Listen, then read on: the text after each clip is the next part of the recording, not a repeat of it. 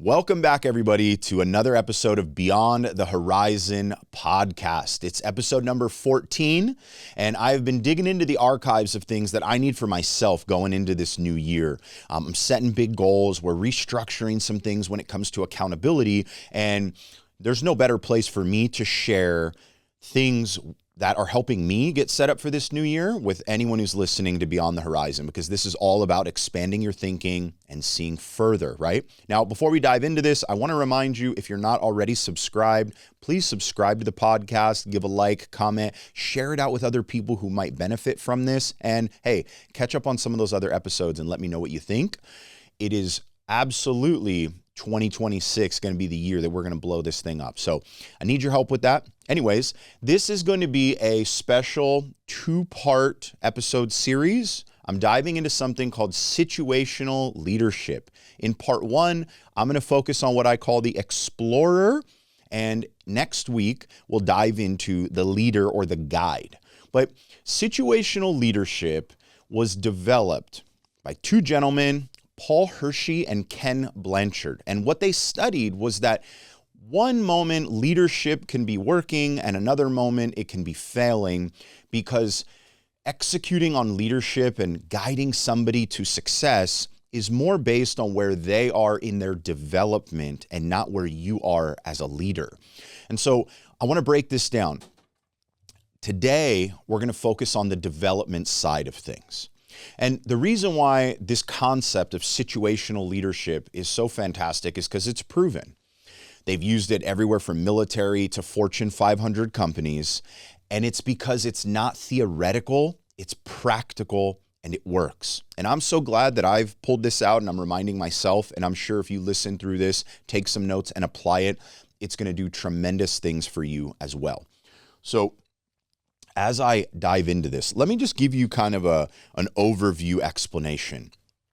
Look, situational leadership is for analyzing and getting through any new situation.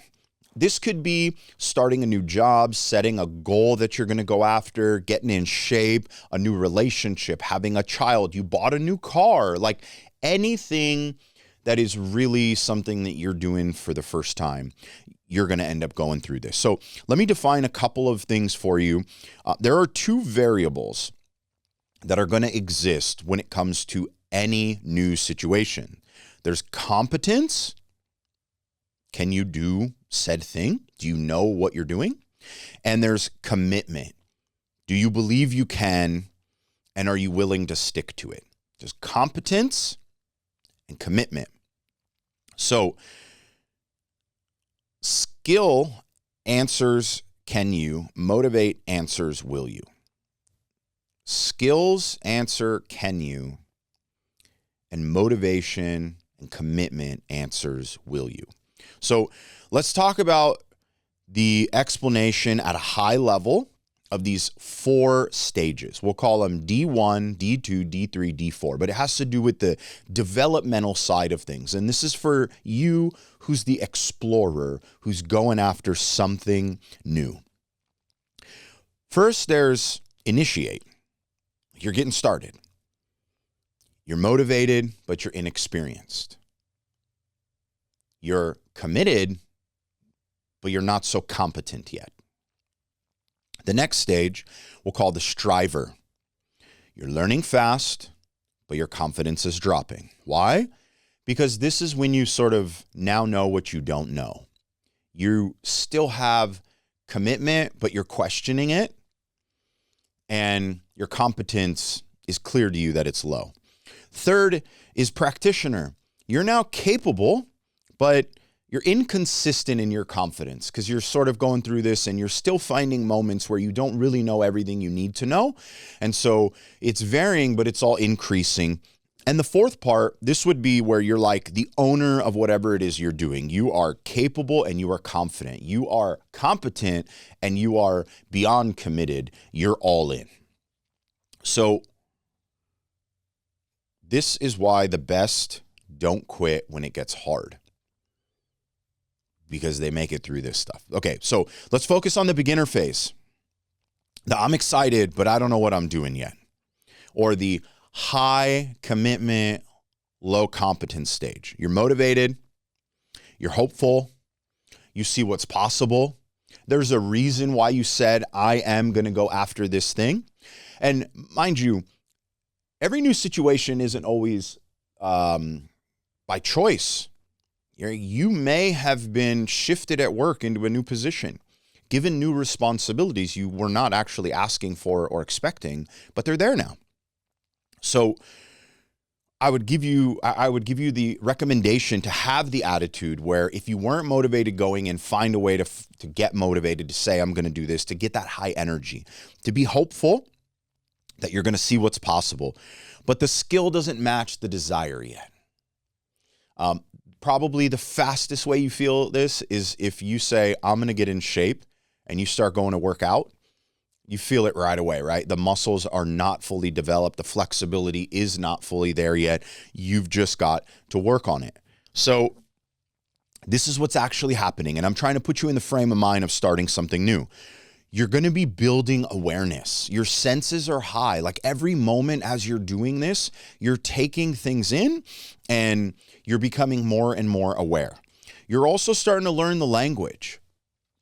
You might literally be learning the language, like the lingo and acronyms and things like that, but you're learning the lay of the land in this new area. You're also absorbing stuff, right? You're touching, you're feeling, you're hearing, you're watching. All your senses are being used. Maybe you're tasting. I don't know what you're doing, but you are taking it all in. But the confidence is borrowed. Like this is that fake it till you make it type of saying where you need to go in confident. You need to go in with your head held up high and a belief that I can do this. But really, you haven't earned that confidence yet, right? You're just telling yourself that. You're receiving it maybe from other people. And it's the beginning. So we go into stuff that way. Couple of quotes that might be encouraging as you're starting. Ira Glass says that everyone starts by being bad at something. So don't feel bad about yourself if you go in and you're not that good at it, because everybody starts something being bad at it.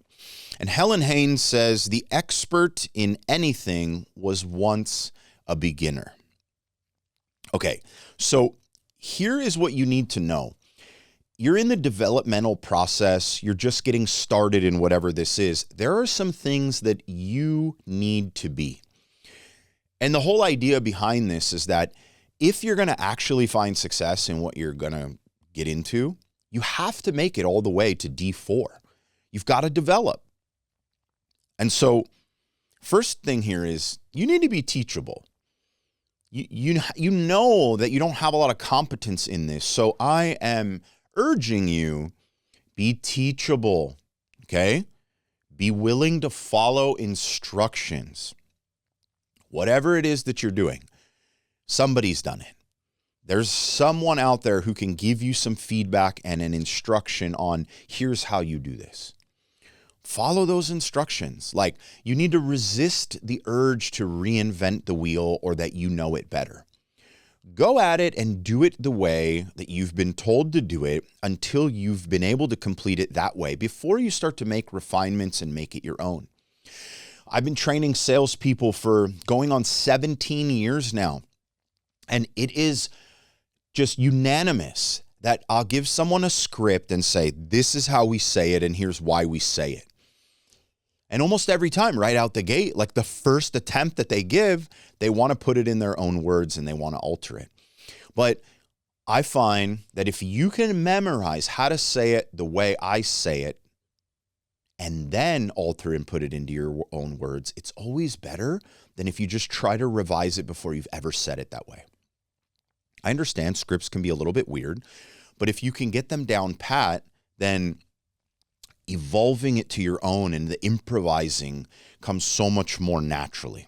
So let structure carry you. It's your best friend when you're brand new and you're in the D1 low competence but highly committed stage. Okay, that phase goes quickly. You will find so fast, maybe within the first few minutes of initiating whatever it is you're going after, that you find yourself in D2. This is the second stage of development, and this is really put in layman's terms or reality terms it's a reality check. Like you're like, oh my gosh, what am I doing? I vividly remember when I got into insurance sales, I was maybe, 2 weeks in. It took me a little while to get to D2, but I was 2 weeks in. And I remember sitting in a cubicle, putting my head down on the desk and just asking myself, why did you do this? This isn't for you. You're not setting appointments. You're only 23. What do you know about insurance? What do you know about money? You don't know anything about any of this. No one wants to listen to you. And I could not get a person to commit. Every person who gave me an objection, I didn't know what to say. And I went into this thinking, hey, I can smooth talk. I've been good at sales and retail. I know how to do it. Well, I was on my face, really contemplating, like, I should probably give up. I knew how much I didn't know now, and my commitment was fleeting. So you're going to find yourself in this spot. This is harder than I expected, is what you might be telling yourself. Well, this is the most dangerous phase, because this is where people actually commit failure. You know, you haven't failed until you've given up, right? You might not be getting the results you wanted. You may not be calling yourself quote unquote successful, but if you listened to last week's podcast and you went and you found Earl Nightingale's Strangest Secret in the World and you listened to that entire thing, right? I gave you his definition of success, which is the continued realization of a worthy ideal. As long as you are continuing to realize the thing you're going after, whether you fully realized it or not, you are achieving success. Remember that. You can't give up. D2 is where most goals die. And so I'm urging you, you got to make it past. So what are some things that are going to help you make it through D2? Well, your excitement has started to fade. Your mistakes are becoming more than apparent, and your confidence has taken a massive hit. You've asked yourself, is this really for me? Here's what's really happening. Your awareness is increasing faster than your skill. It's okay. It needs to catch up to it. You gotta hold out. You must continue over and over and over. Repetition is your friend. The volume at which you do whatever this task is your friend. The mistakes you make are the building blocks to getting you out of D2 and into D3. So recognize that. It's just that your awareness of your incompetence is coming to you faster than your skill is developing. It doesn't mean it won't develop. You see the gap between where you are and where you want to be. The gap looks massive. You don't even know how to build the bridge to get across it yet. And this is what gives you this sense of, maybe I should just give up. Growth feels like failure if you don't understand this phase. This is exactly why you hear lots of successful people when they're speaking to someone who's in an early stage saying things like it's about the journey, not the destination. That it's about the process, not the result. And that things that feel like losses are really all of the building blocks you need and like the instruction manual of how to get to success and where you want to be. So sit here and relish in these moments and use them as an opportunity to give you focus and analysis on what exactly it is that you need to do. You know, from a biblical standpoint, we're told that we go through trials and tribulations as a catalyst to draw us closer to the Lord and to the Word. Well, take that and put it into these real life things and allow your feelings of failure to be the catalyst to draw you closer into analyzing, what am I doing wrong? Where can I hone in on this skill? Use it as a tool, not as something that's detrimental. So, what do you need to hear during this time? It's really important that you need to play the mind game. You need to hear things, right? You need to hear stuff that's encouraging, that's motivating. Motivation, they say, is fleeting, but commitment is something you can hold through. So when you're in D2, go find the motivation. Load up on YouTube videos and podcasts and follow accounts that are going to fill you with things that are going to make you feel like you've got that energy to push one more time. Oprah Winfrey says, the only thing that makes success impossible is giving up. Don't give up. John Maxwell, the mecca, the top of the food chain when it comes to leadership, he says that most people quit not because they fail, because they get discouraged. So I'm telling you right now, you're sitting in D2. Don't get discouraged. Remember that this too shall pass. You just must keep going. You must keep trying. You should check and see if you've got anybody who can show you the way. During this D2 phase, you need to see it happen. We've all heard that I've got to see it to believe it. Well, you're trying and you're not seeing. So put your eyes on someone else who's trying to do or who has done the same thing as you and see them do it. And when you see them do it, this will assist giving you the belief that you should keep going forward. Discomfort is not a signal to stop. It's a signal you're learning, and remember that. This is also where that imposter syndrome can set in. Like, I shouldn't even be the person doing this. This wasn't for me. Don't let it happen. You're right on the cusp of getting to D3. But I want to encourage you before you find that D3, this is where a mentor comes into place, a coach, someone who is there to lead you, to grab your hand and actually help pull you out of this. Sometimes you have to pay for that. You got into this, you want to make it out the other end. Maybe you need a trainer. Maybe you need a coach. Maybe your boss and leader actually can be there to help you, but sometimes you've got to ask. I just want to encourage you. When you find yourself in D2, you have to be vocal. You must raise your hand. You must call out and let other people hear that you need it. Maybe you just go on social media and go, man, this thing I'm trying, it's hard. I need some encouragement. And if any of you out there have done this, I need to hear from you now. And let those people who care about you flood in because they didn't know that you needed it. Now is not the time to fake that you're actually successful until you make it, because you might not get there.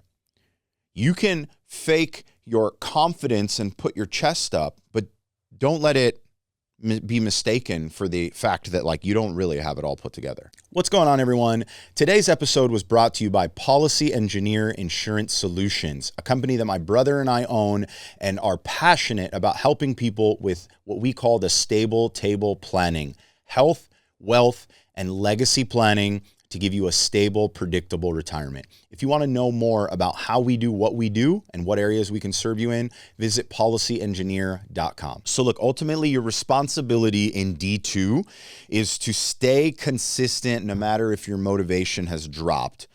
Accept coaching without ego. Let people show you how it's done and adjust the way you're doing things, and keep showing up. Regardless of how it feels, keep showing up, keep going, because that skill is going to catch up with your knowledge and your observation of how all these things are going.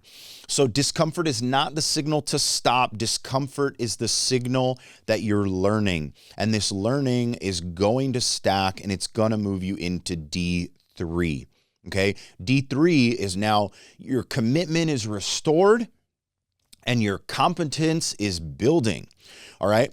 I know what to do, but I don't always trust myself.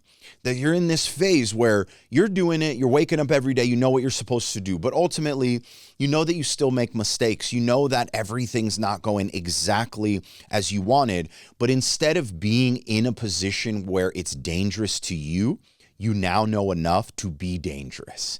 You can lead those conversations. You can drive it where you need it to go, and you've got a lot more control over what's going on. Realistically, you actually have skill now, and you can execute. You don't need somebody necessarily watching over your shoulder to catch you on all the little mistakes. But your confidence still wobbles every now and then. We've all been in this frame of mind before. You go back to something that you tried new in your life that now is something that you can do second nature, and think about that and go, okay, I remember when I was getting better, but I wasn't completely confident. I didn't have training wheels on, but at the same time, I still had those moments where I'm like, the bike's going where I don't want it to go. And, I don't know what to do. Like, that can still happen. So here's what's actually happening under the hood. You've built competence, you're learning judgment, and you've transitioned from dependence to ownership. You are now getting to this place where you feel like you own it and you can make it happen. But still need to hear some things because you're not there yet. If you stay in D3, eventually it'll be one of those things that you just you end up giving up on. You did it, you got okay, but you never made it something that was fully your own. So confidence isn't, quote, they will like me. Confidence is, quote, I'll be fine if they don't. You believe that you're doing this for you and you're going to keep going regardless what other people think of you. That stuff's out the window. Look, Susie Chasm said that doubt kills more dreams than failure ever will. So stop doubting yourself. Keep going forward. You've got enough results now to know that you're actually getting better at this, right? So here's the thing. You have a responsibility in D3, and if you don't take this responsibility, it's going to be real hard for you to make it through here and to get to D4. You need to trust the reps you've put in. You now have history that you can look back, lean on, and say, look, those are all examples of the process working. I've got to stick to it. Now, there's also a responsibility here that you need to audit. Where are the areas you did things that didn't work so well? Because I've shared this before that practice makes permanent. It doesn't make perfect. When you're in D3, it's a good time to analyze, is the way that you're practicing truly the right way to do this? Because if it's not, your habits are not so cemented that you can't begin to adjust them. So beware of that. Now, make decisions instead of waiting for permission, right? D2 was really about like, you follow the framework, you follow the process, you actually have people show you how to do it. You sit on the sideline and you watch it happen. Now, start making decisions. Don't get analysis paralysis, go. Let that intuition carry you and make things happen. Refine your process instead of abandoning it. Right? That's that adjusting so that you're practicing the right way so we permanently secure how you're doing it. So this phase is all about believing you belong, right? You now know I am part of the club. I am one of them that I wanted to join when I was coming in at D1. So now you go into ownership phase. This is D4. And so before we go deep into this, I just want to point out that you may be at D3 going into D4 in one area of this new thing that you've taken on. But that doesn't mean that all areas are moving at the same pace. So let me explain. If you become an insurance agent and I'm training you, there's a lot of things you're going to need to get to D4 in. You need to learn our systems and how to navigate them, how to call leads and overcome their objections, book appointments, how to deliver a needs analysis discovery call, how to then take that information and determine where's the issue we're going to fix. You got to find the solutions that work for them, present them, get them committed to moving forward on it, and then you need to service the relationships. Different people have different prior life experiences, and the speed at which they achieve D4 in all of these will happen in different orders for different people. So you might be at D4 on prospecting and booking appointments, but you might be still in D2 at running a discovery call, feeling like, man, I'm going to give up. Okay? So just remember, you got to D4 in one area, you'll get to D4 in all of them. But the length of time it takes to cross the bridge for each skill set is different for different people. Okay, we're in D4. I've got this. Okay, this is what people call talent, but actually it's just earned and acquired confidence. Because there are more successful people out there who went through the process and developed their skill and were willing and committed to put in the work than there are people who are successful just because they were talented. Period. You might have God-given talents, but if you don't put in the work, you'll never take it to anywhere that's successful. In this phase, you're consistent, you are reliable, you anticipate problems instead of reacting to them. You actually see things before they're even going to happen. You can read the writing on the wall. You have discernment in this area, and you are truly becoming an expert. So what's happening under the hood is the skills and the confidence have finally aligned. You've gotten there. And it is a wonderful feeling, and you should be proud of it, and you should celebrate it. You move from execution to ownership. You operate with clarity under pressure. Like when you get to a place and you see something that's unknown, you don't look at it and you're not frightened and overwhelmed by it. You look at it, you're excited for the new challenge. You know you have the skill set to make it through that battle, even though it's something you've not yet battled before. So Rory Vaden says that success is not owned, it's rented, and the rent is due every day. You're now in D4. It doesn't mean it's over, right? This is a continued journey. It's not like, oh, I got here now, because guess what? You will start to deteriorate the skill and you'll move backwards all the way to where if you don't keep doing this, later on you try it again, you might start out as a D1 again. For example, if you haven't gotten down and done push-ups in a real long time, doesn't matter how many you were able to do at one point, drop down, give me 50. Might not happen if you haven't been doing it. So keep up. Don't get to D4 and drop the skill. Maintain it and then start adding additional things to it. Tony Robbins says, what you do in private is what you get rewarded for in public. You've got to continue to refine the skills. So here's your responsibility in D4. Lead by example. As a D4, it's your job to lead and let others who are in D1, 2, and 3 see you as the example, the proof in the pudding that it's possible, the motivation that keeps them up and going. You need to protect your standards. You now know how to do this. Set a standard and don't let yourself fall below that. Keep learning. The world around you is going to evolve. A D4 is not always a D4 because things change, and if you don't keep adapting with it, you will fall behind the times. And then lastly, if you're a D4, you have a responsibility to pull people up the ladder. Someone who's doing this next to someone who's a D4 should make it from 1 to 4 significantly faster than someone who had to go through this gauntlet on their own. So it's not a rival, but it's actually now owning the responsibility of being somebody who's a D4, right? You're the black belt now. And so you could defend yourself and do your thing, but be there for other people. So you don't become confident by just shouting affirmations. You become confident by surviving through the process when you wanted to quit, but you weren't allowing to break the commitment, and you fought all the way through these phases.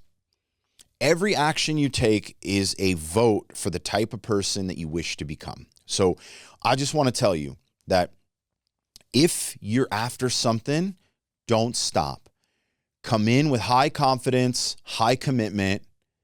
Hold on to the commitment no matter what you feel through D2. Find someone who can show you the way so you can get across that bridge into D3 where you start to do it on your own correctly and hone those skills until you make it all the way until D4. So that is how you properly embody being an explorer and start something new and make it to where that new thing becomes something you own. Now, in the next episode, I'm going to flip the script. We're going to move now into looking at the 4 leadership styles. How do you, as a D4 in something, properly lead people?